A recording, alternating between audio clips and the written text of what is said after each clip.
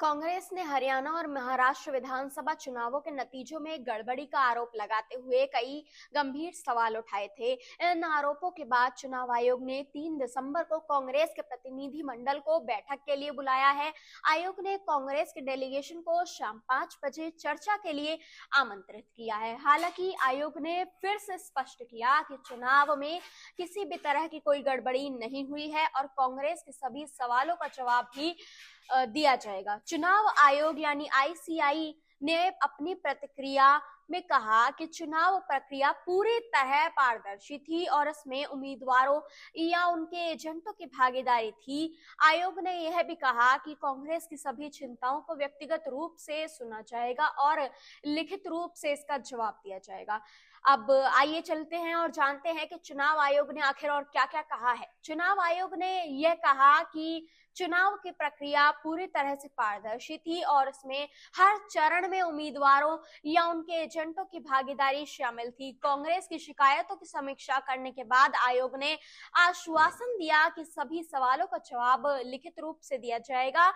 आयोग ने यह भी स्पष्ट किया कि सभी राजनीतिक दलों की भागीदारी से मतदाता सूची का आकलन किया गया था और इसमें कोई भी गड़बड़ी नहीं थी। आयोग ने बताया कि शाम 5 बजे मतदान आंकड़ों को अंतिम मतदान प्रतिशत में अंतर प्रक्रियागत कारणों से था, क्योंकि पीठासीन अधिकारी मतदान के आंकड़े अपडेट करने से पहले कई वैधानिक कामों को पूरा करते हैं। कांग्रेस का अब क्या आरोप था ये भी जान लेते हैं। कांग्रेस ने अपनी सीडब्ल्यूसी बैठक के बाद चुनाव आयोग पर कई गंभीर आरोप लगाए थे।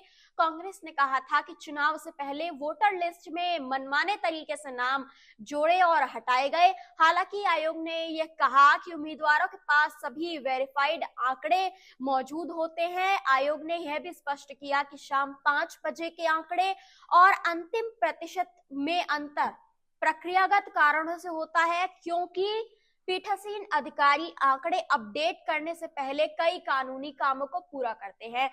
कांग्रेस ने आंदोलन की चेतावनी दी। जी हां, महाराष्ट्र और हरियाणा के चुनाव नतीजों की समीक्षा के लिए कांग्रेस कार्य समिति की बैठक हुई थी, जिसमें पार्टी ने कहा कि चुनाव प्रक्रिया में ईमानदारी से समझौता किया जा रहा है।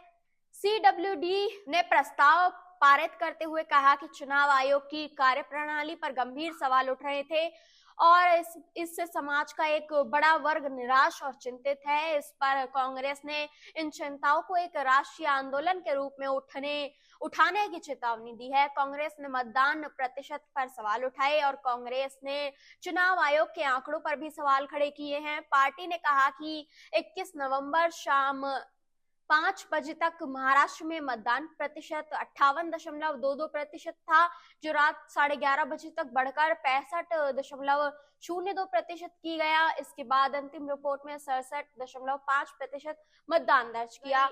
कांग्रेस ने आरोप लगाया कि वोटर लिस्ट से मनमाने तरीके से मतदाताओं को हटाया गया और विधानसभा क्षेत्र में 10,000 से अधिक नए मतदाता जोड़े गए।